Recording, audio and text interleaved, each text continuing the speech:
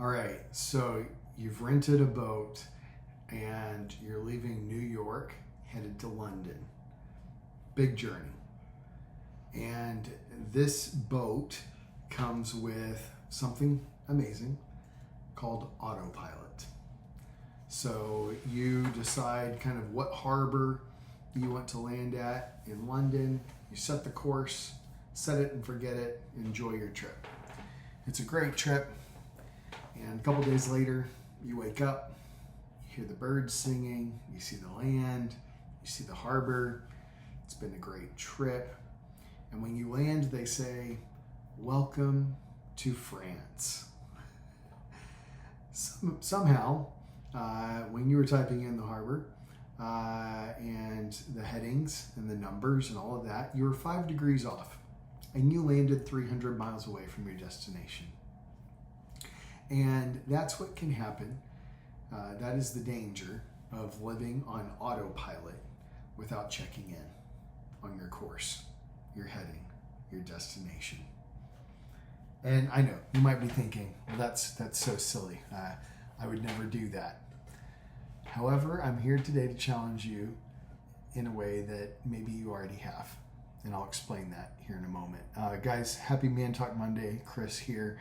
And today I just want to quickly present my thought as one of the greatest dangers that's facing men today is perhaps not addiction or failure or weakness or some life tragedy, but rather for all of us men, one of the greatest dangers we face is actually drifting.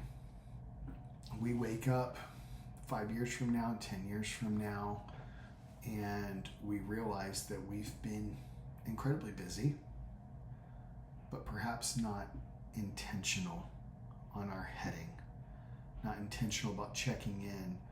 Are we headed towards our destination in the way that we wish? No one wakes up just one day. Nobody wakes up tomorrow and says, "I'm going to wreck my marriage today." No one wakes up and says, "Today's a great day to go bankrupt." No one wakes up and says, "You know what? I think I'm done with my faith and I'm going to totally abandon it at this point." As men, we drift from purpose. In the same way that a ship misses its harbor 1 degree at a time over the course of a long journey, the same can be true of our lives, and a small course correction today can actually save you tons of regret tomorrow. I think about conversations I've had with men that are older than me, men that are living on borrowed time because they're sick, or they're just very old in age, and they say, "I just wish I had more time. I wish I would have done things differently. I regret not spending as much time doing X, Y, and Z." And while hindsight's always 20/20, we can learn something from that. And one of those things that we can learn is that drift is natural. Drift is common. The currents in the sea, they will push you off course.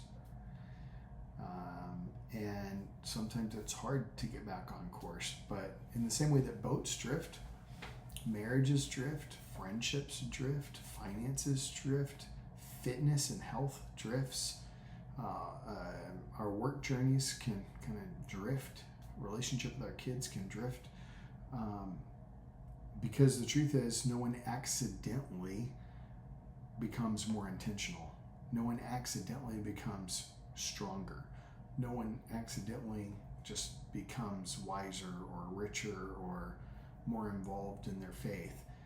These are all intentional decisions and practices and time investments of energy that we decide to do on a daily basis, on a weekly basis.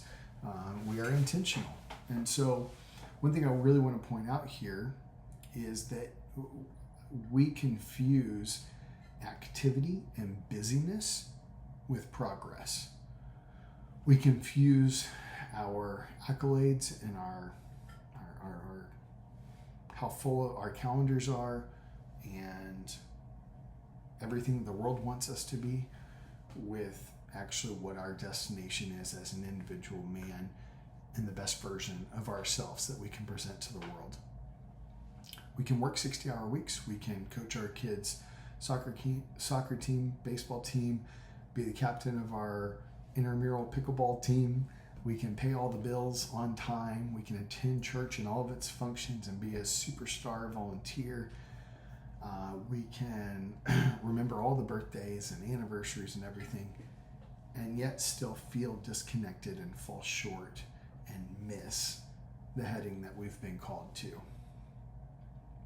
And so the question that I leave with you guys today is, ask yourself this question: am I intentionally becoming the man and the best version of myself that I know that I can be? Am I being true to the direction that I need to go? Not the direction that the world's calling me to go, not the direction that some agenda or person or group is pushing me.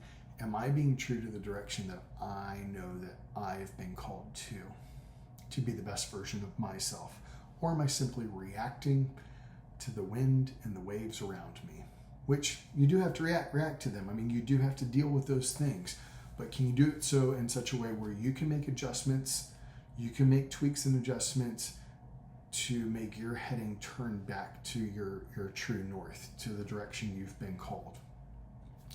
Or are you going to let the currents and the currents of the world dictate the direction for you?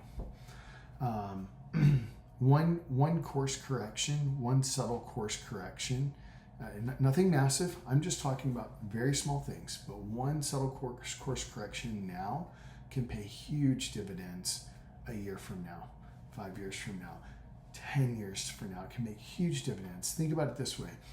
If you're married and let's just say you don't connect with your wife on a daily basis. And what I mean by that is like a sit down, intentional, eye-to-eye conversation with her for 5 minutes. If you don't do that right now, imagine what kind of dividends that could pay for your relationship with her if you did that for 1 year, every day for 1 year, 5 minutes. If you don't currently go to the gym and work out or exercise in some way, shape, or form, imagine what dividends it could pay for you if after work each day you walk around the block one time. That's all you do. Just walk around the block one time. Imagine what that could turn into. Maybe that turns into walking around 2 or 3 blocks. And what that would do for your health and for your energy and your emotions, even just to connect with something outside of an office building or the walls in your home. It's just making these small course changes that can really impact us for the long haul.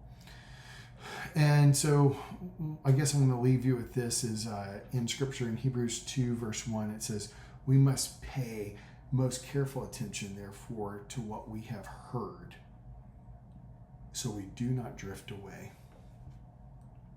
These people heard some very life-changing things. They heard about a man named Jesus and everything that he presented and everything that he lived for. And they really did believe this can be life-changing for us too. And they gave their lives to it, and it did change their lives for the better. And that was their compass heading. That was their true north. That was the direction they're headed. And they said, we need to have this in front of us so that we do not drift away. And so the question isn't whether you're drifting, because I think we all drift in one way or the other. It's just what area of your life, maybe as you reflect on the past year, where have you drifted? Where do you maybe need just a very small course correction in your life? And what would that look like? Where would that put you 5 years from now? These are things to think about on Man Talk Monday. If you haven't already, subscribe, hit the subscribe button, hit the like button, share this with somebody else that could find it helpful. Also, we do intensives where we get together, a group of men, and we talk about being the best versions of ourselves that we can be. It's a lot of fun. It's a lot of great work. We have one in October in Colorado Springs, and you can find all the registration details on our website, thebraveheartmen.com, so check that out. We still have some rooms, still some spots available. All right, with that, have a great day.